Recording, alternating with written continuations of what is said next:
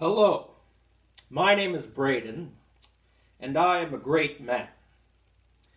And why do I say that I am a great man? Well, first of all, I am a man. That's apparent. And second of all, which is equally apparent, I am great. So a toast to all the great men who have walked on this great, wonderful planet. All right.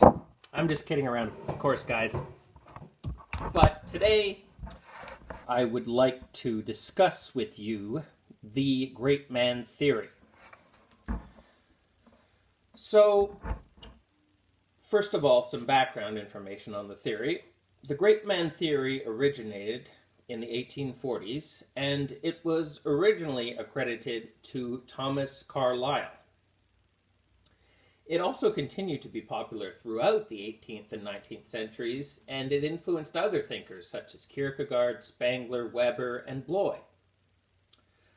Some people are almost unconsciously drawn to this theory. It has some sort of power over them.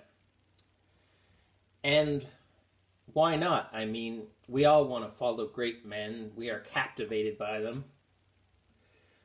Great men are thought to be destined to become great leaders. The class to which they are born is almost irrelevant. They could be rich, they could be poor, but because of these innate great qualities, they will navigate challenges and they will mold them in such a way so that they can fulfill their destiny. And great men have particular characteristics. They have charisma, they bring order to chaos, they have the right traits, and they are part of a hero class.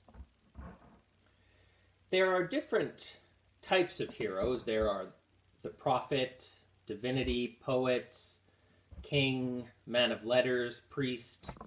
A man of letters would be someone like Rousseau, who uses his writing to change the world, whereas divinity would include figures like Buddha and Jesus, who have those divine qualities and are associated with the divine.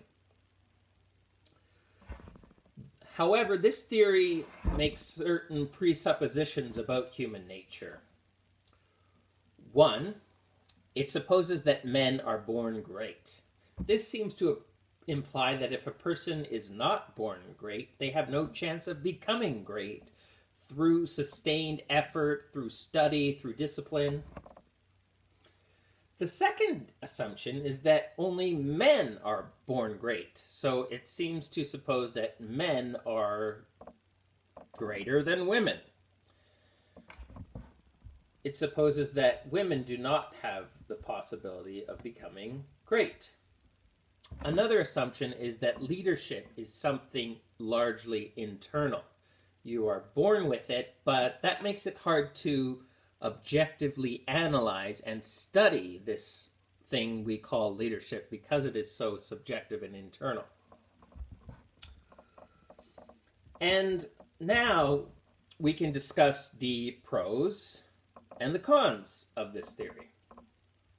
One of the drawbacks of this theory is it does not focus on leadership outcomes, and it fails to explain how figures like Hitler and Nelson Mandela have so many traits in common, including confidence and persuasiveness. Another con is that it is hard to find these great men in society.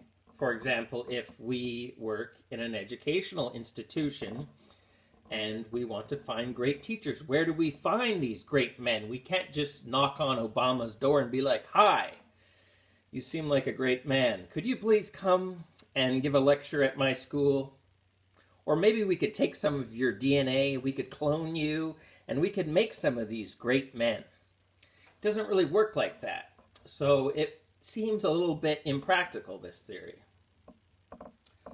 Our teachers in schools in the modern world, they consist of people who complete hours of training and they practice their skills over time. And it's not just about being born great.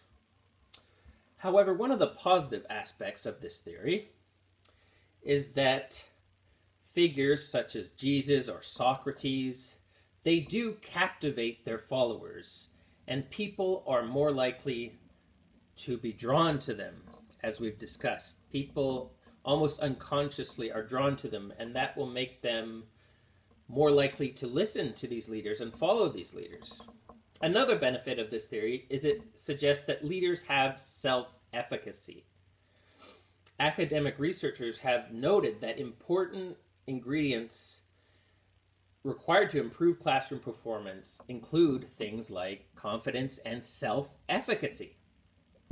This is the belief that a person has in his or her personal ability. So it's not about results, it's about what someone believes they can accomplish.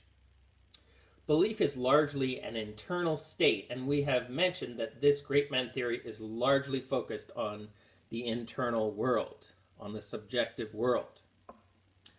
So, in this video, we've discussed a lot. We've discussed the great man theory, its origins, the pros and cons of the theory, how it applies to the academic world, some of the presuppositions of the theory. I hope you guys got something out of this video, and I look forward to learning with you in the future.